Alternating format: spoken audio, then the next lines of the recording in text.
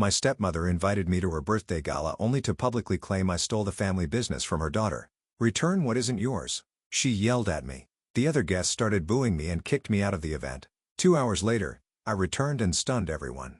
Return what isn't yours, Venus, my stepmother Judith screamed, her voice echoing through the grand ballroom.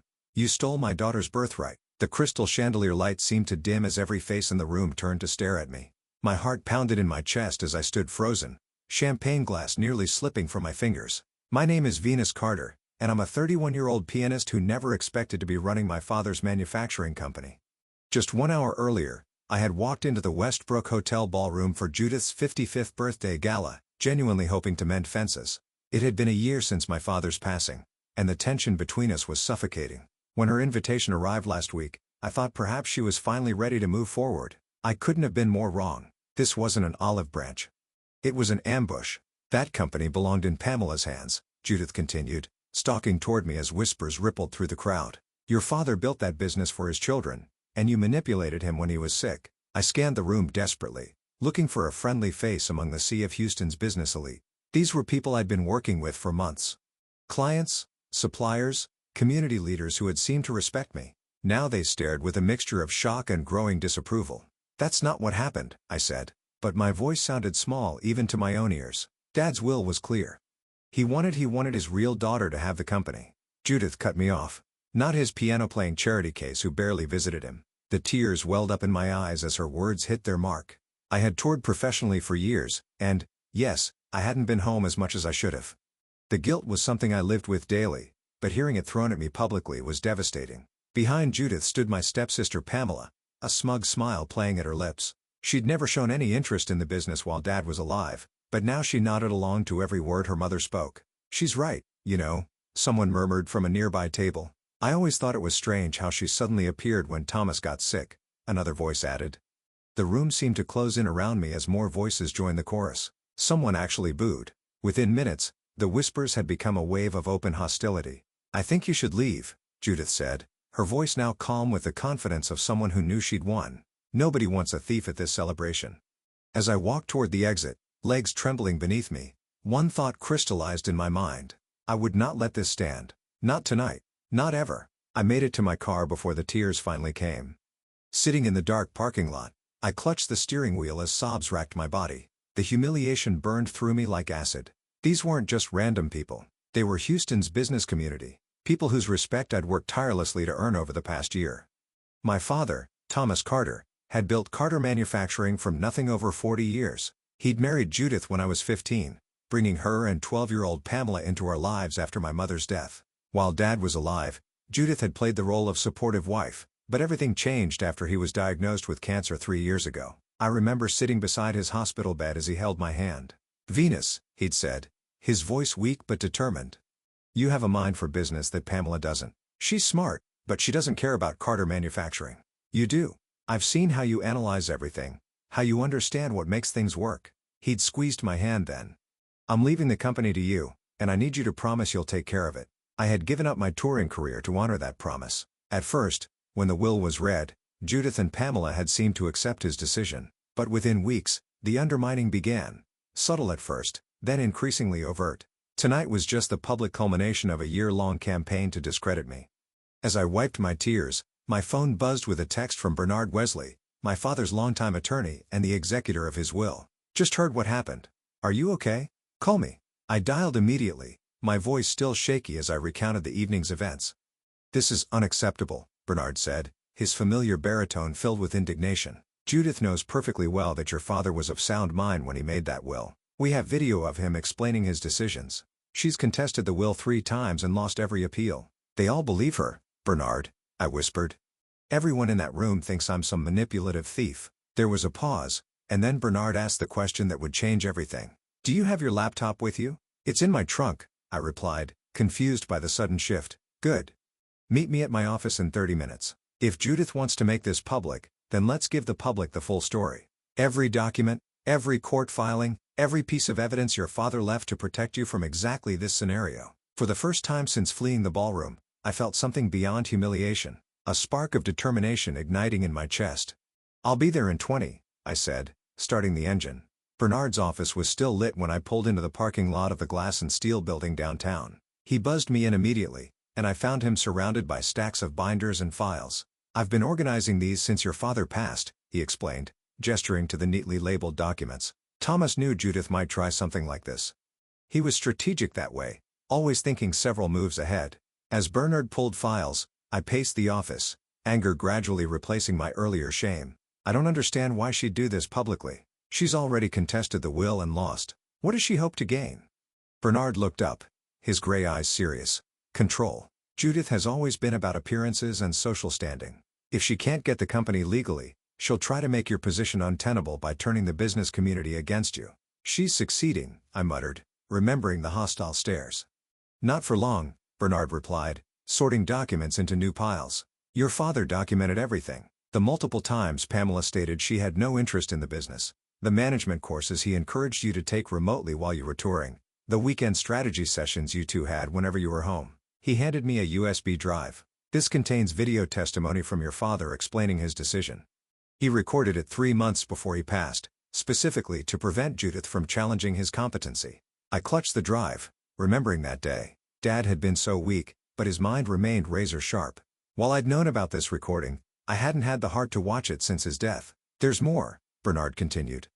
Financial records showing how you've grown the company by 22% since taking over. Employee testimonials about how you prevented layoffs when the Anderson contract fell through. The board meeting minutes where you proposed giving Pamela a director position, which she declined because it involved too much boring paperwork.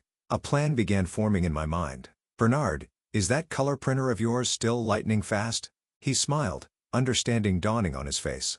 Indeed it is, and I have plenty of binders. For the next hour, we worked side by side, organizing irrefutable documentation that told the true story of Carter Manufacturing's succession.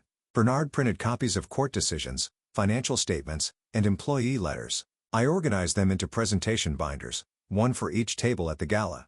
As we worked, Bernard made calls to 3 of his associates who agreed to meet us at the hotel. These respected attorneys would lend additional credibility to our presentation.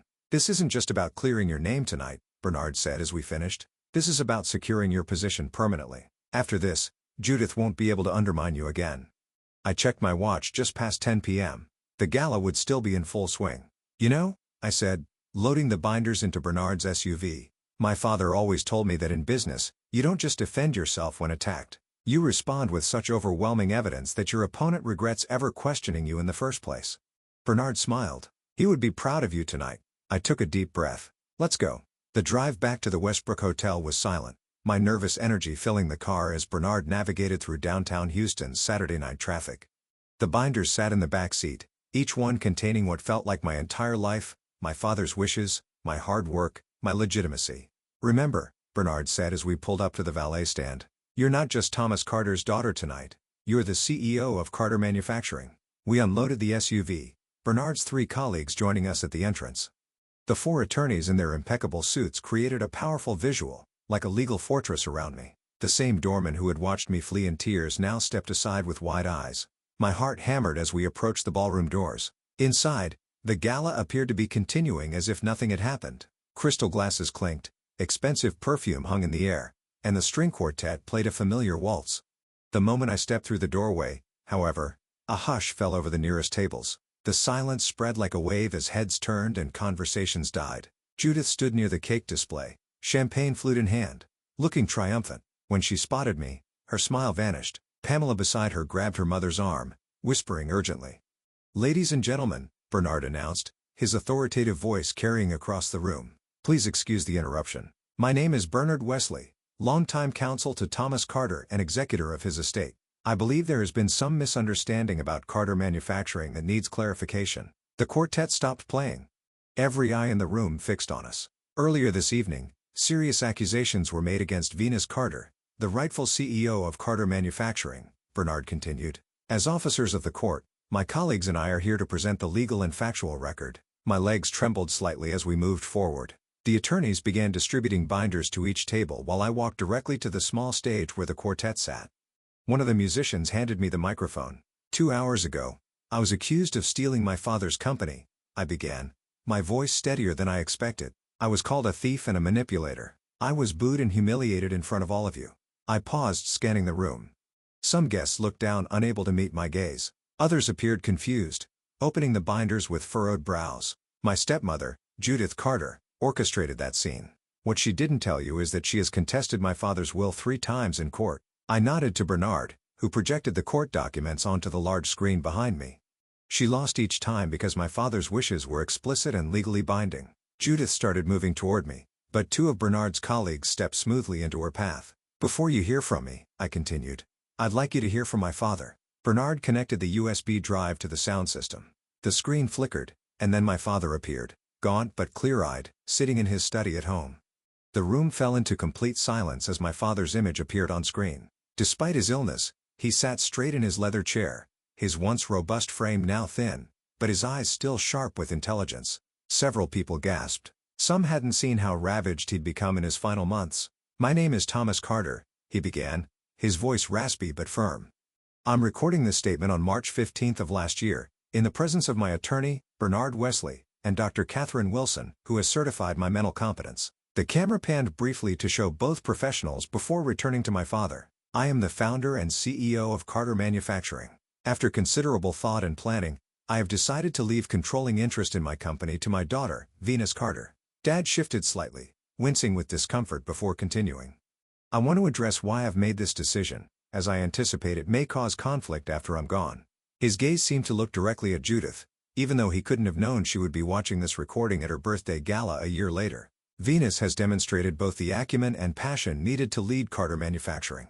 Despite her career as a pianist, she has spent countless hours learning the business, analyzing our operations, and understanding our industry. She has completed business courses at my suggestion and has shown remarkable aptitude for strategic planning. The video cut to clips of me at the factory with Dad, reviewing blueprints, meeting with clients, moments I hadn't even realized were being recorded. My stepdaughter Pamela has been offered various opportunities to involve herself in the company over the years, but has consistently declined.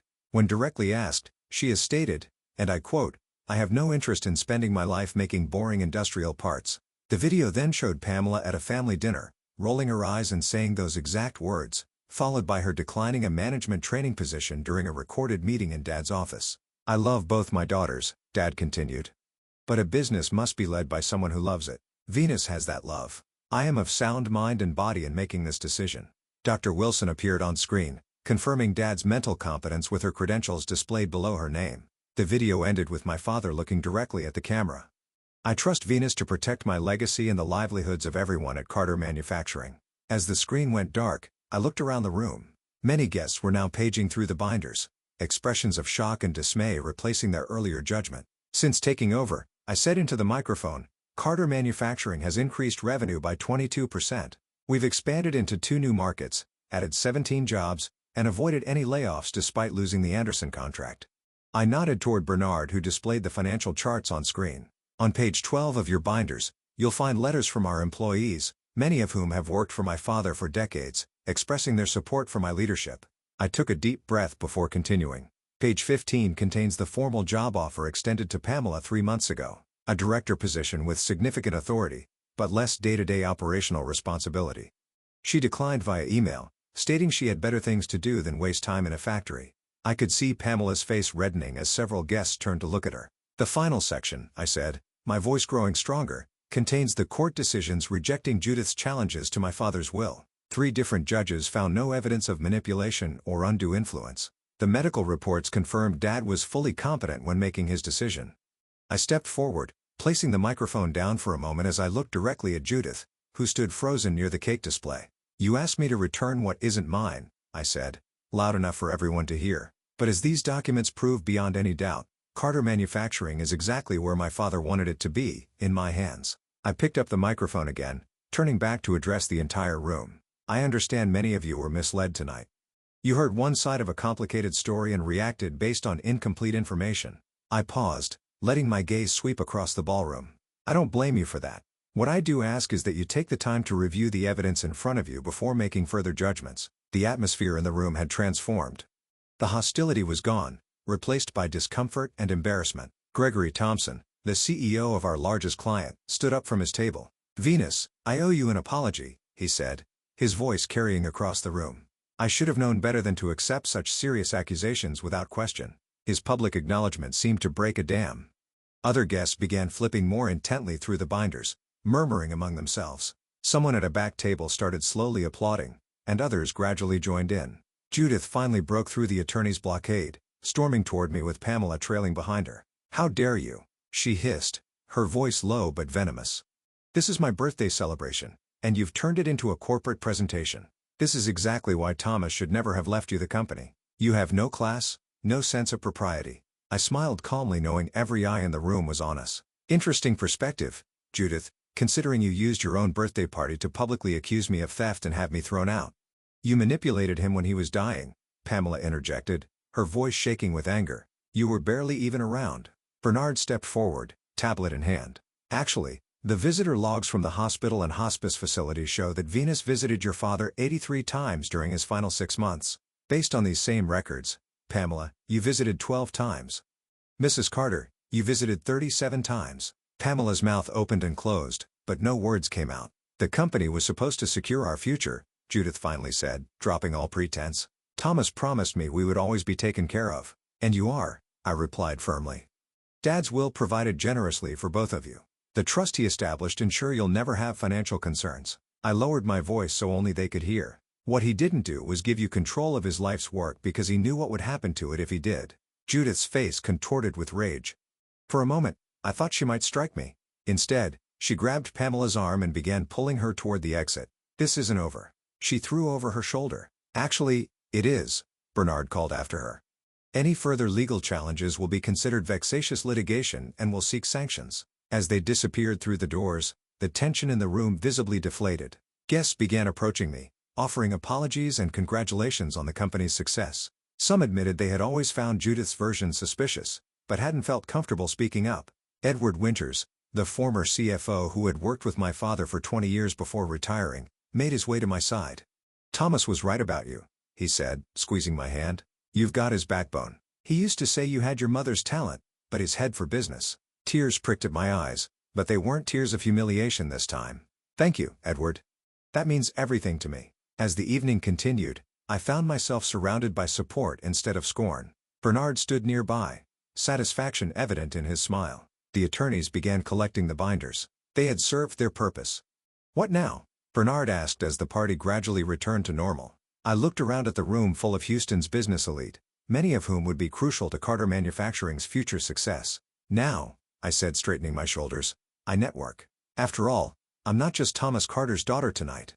I'm the CEO of Carter Manufacturing." 6 months have passed since Judith's disastrous birthday gala. That evening marked a turning point, not just in how the business community viewed me, but in how I viewed myself. Walking back into that ballroom with evidence and truth had transformed me in ways I'm still discovering. Carter Manufacturing has flourished beyond even my most optimistic projections. After the gala, several guests approached me with new business opportunities. Gregory Thompson's company doubled their order, and 3 former clients who had been wavering returned with long-term contracts. Our workforce has grown by 32 employees, and we've expanded to a second facility in Austin. The aftermath for Judith and Pamela wasn't what anyone expected. 2 weeks after the gala, Pamela showed up at my office unannounced. She sat across from me, nervously twisting her hands. "I need a job," she said bluntly. "Mom's gone through most of her personal savings on those legal challenges, and my trust from Dad doesn't fully mature for another 3 years." I studied my stepsister's face, searching for deception but finding only desperation. "Why come to me? Especially after everything that happened." "Because," she admitted reluctantly, "you're the only one who's actually succeeding. Everyone else in Mom's social circle is just pretending." Against Bernard's advice, I offered Pamela an entry-level position in our marketing department. To my surprise, she accepted. And even more surprisingly, she's shown genuine aptitude for the work. We're not friends, and perhaps we never will be, but there's a growing professional respect between us. Judith, on the other hand, left Houston shortly after the gala. She moved to Phoenix, where she's reportedly pursuing a new wealthy widower. Our paths haven't crossed since, and I doubt they will anytime soon. My personal life has undergone equally significant transformations. For years, music had been my identity. The piano, my constant companion through childhood loneliness after Mom died, through the awkward blending of families when Dad married Judith, through the grueling schedule of conservatory and touring. When Dad got sick and I stepped away from performing, I thought I was just taking a temporary break. But running Carter Manufacturing has awakened something unexpected in me. The challenge of leadership, the satisfaction of creating jobs and solving problems, these things fulfill me in ways I never anticipated.